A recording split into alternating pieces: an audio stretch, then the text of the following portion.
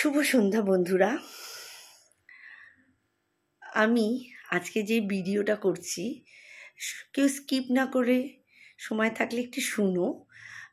কারণ আমি সারা সকাল থেকে ভাবছি যে ভিডিওটা করা দরকার, তাই করলাম।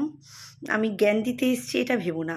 দেখো, অনেক সময় অনেক ক্ষেত্রে হয় কি, আমরা সবটা জেনে উঠতে পারি না, বা সবটা মানে হয়তো আমাদের কাছে ডিগ্রি আছে, আমরা পুঁথিগত বিদ্যা আছে, তার বাইরেও তো একটা বাহ্যিক বিদ্যা আছে, সেটাও সবার জানা উচিত। আর সেটার জন্য কোনো বয়সের দরকার হয় না।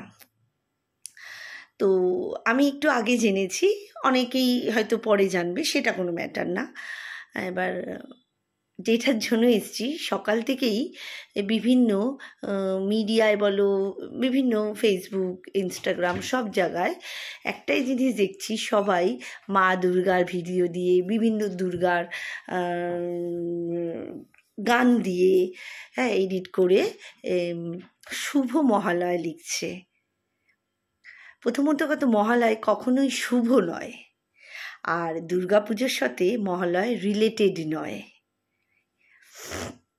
কেন? মহালয় হচ্ছে পূর্বপুরুষের আত্মার শান্তির জন্য তিল জল দান করা, ঠিক আছে? তার সঙ্গে নিশ্চয়ই দুর্গাপুজোর কখনো যোগ থাকতে পারে না। আচ্ছা, আরেকটা ব্যাপার, কেন শুভ না?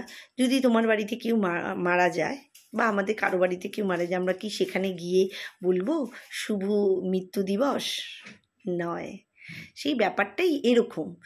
আর মহালয়ের দিনে কোনো রকম শুভ কাজ শুরু করবে না, কোনো রকম শুভ কাজ করবেই না, এটা শুভ দিন নয়, ঠিক আছে? প্রত্যেকের কাছে এটাই আমার রিকোয়েস্ট। আর আমরা মহালয়ের দিন সকালবেলায় টিভিতে যে দুর্গা ঠাকুরকে নিয়ে যে সম্প্রচারণ, যে অনুষ্ঠান আমরা দেখে থাকি, সেটা কিন্তু মহালয় নয়, সেটা দেবী পক্ষের সূচনার একটা স্তুতি, ঠিক আছে? তুমি শুভ মহালয় না বলে শুভ দেবীপক্ষ বলতে পারো, কিন্তু মহালয় দিনটা একদমই শুভ নয়, এর সঙ্গে দুর্গাপুজোর কোনো রিলেটেড নয়।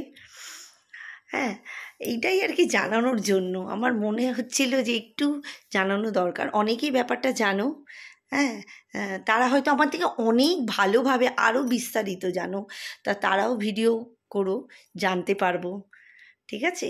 আর আমার কোনো এর মধ্যে ভুলভ্রান্তি থাকলে অবশ্যই জানিও, শুধরে নেব। কারণ আমি তো পুরোটা জানি না, যেটুকু জানলাম তোমরা আমার পরিবার, তোমাদের জানানোর চেষ্টা করলাম।